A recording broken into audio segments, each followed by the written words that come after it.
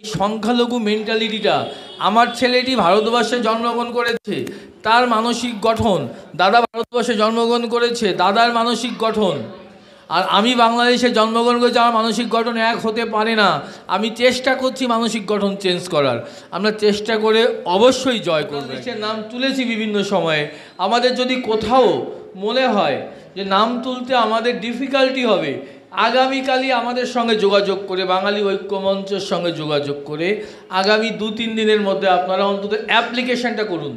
Application করলে কি হচ্ছে, অ্যাপ্লিকেশান করা মানে আপনি পাইপলাইনে আছেন পাওয়ার জন্যে, আপনার এমএইচে ফাইল নাম্বার জেনারেট হবে, কবে অ্যাপ্লিকেশান করেছেন সেই ডেটটা থাকবে। এমএইচে মানে মিনিস্ট্রি অফ হোম অ্যাফেয়ার্স, তার যে ফাইল নাম্বার হলো, অর্থাৎ ইনস্ট্যান্টলি হোম অ্যাফেয়ার্স জেনে গেল যে আপনি বাংলাদেশের লোক, তাও আপনি এখানে আপনি থাকেন, আপনার জমি আছে, আপনার ভোটার লিস্টে নাম অলরেডি আছে, এবং জানা সত্ত্বেও এবং তারা সিটিজেনশিপ দিচ্ছে, তার একটা প্রসেসের মধ্যে আপনি আছেন। এটা কিন্তু আপনার অ্যাপ্লিকেশান না করার থেকে অনেক বেশি সাপোর্টিং ডকুমেন্ট হিসাবে কিন্তু, অর্থাৎ ভোটারদের যে রোলটা বা লিস্ট বলি আমরা সংক্ষেপে, তার একটা স্পেশাল ইন্টেন্সিভ রিভিশন হবে।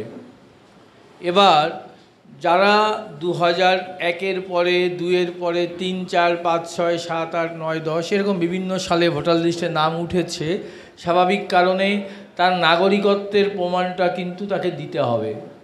তো এই নাগরিকত্ব প্রমাণ দিতে গেলে অন্যতম একটা কাগজেই যদি হয়ে যায় সব কিছু মিলিয়ে, তাহলে সেটা হচ্ছে সিটিজেনশিপ সার্টিফিকেট। বাংলাদেশ থেকে উদ্বাস্তু হিন্দুরা সিটিজেনশিপ সার্টিফিকেটের জন্য অ্যাপ্লিকেশান করবেন। আমাদের খুশির খবর, এসআইআর থেকে বাঁচার জন্যে একটাই রাস্তা, সিটিজেনশিপের জন্য অ্যাপ্লাই করবেন, এবং নতুন অফিসার যোগদান করতে চলেছে কলকাতায়। এসআইআর সম্পূর্ণ হওয়ার আগেই আমরা প্রত্যেকেই অ্যাপ্লিকেশান করলে সিটিজেনশিপ সার্টিফিকেট পেয়ে যাব। সিটিজেনশিপ সার্টিফিকেট পেয়ে গেলে এসআইআরে যেগুলো টিক দেওয়ার আছে, যে কোনো একটিতে টিক দিন, সেখানে নাগরিকত্ব সিটিজেনশিপ সার্টিফিকেটের ওখানে টিক দিলেই হয়ে যাবে। এসআইআর কিছুই না, আমাদের নাগরিকত্ব।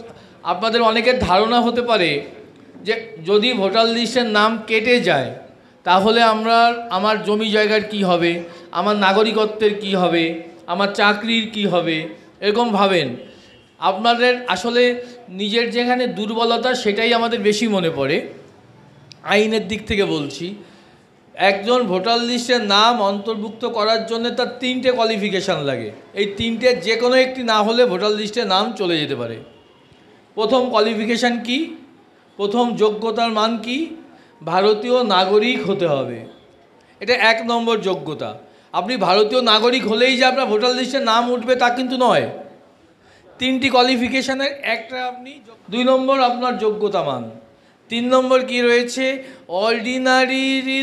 অর্ডিনারিলি রেসিডেন্ট হতে হবে, অর্থাৎ কোনো একটা জায়গায়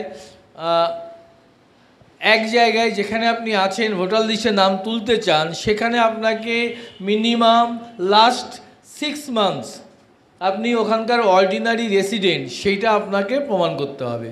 তাহলে এই 3টি প্রমাণের যে কোনো একটি প্রমাণ যদি আপনি করতে না পারেন, তাহলে ভোটার লিস্টের নাম কাটা যেতে পারে বা এসআইআরে নাম না উঠতে পারে। তাহলে আপনি কেন ভাবছেন শুধু নাগরিকত্ব আমার নেই বলে আমার নাম কেটে গেল? ভোটার লিস্টে নাম না থাকলে আপনার নাগরিকত্ব চলে গেল, এই ভাবনাটা অতি সরলীকরণ ভাবনা। এই ভাবনার সঙ্গে কিন্তু আইনের কোনো সম্পর্ক নেই।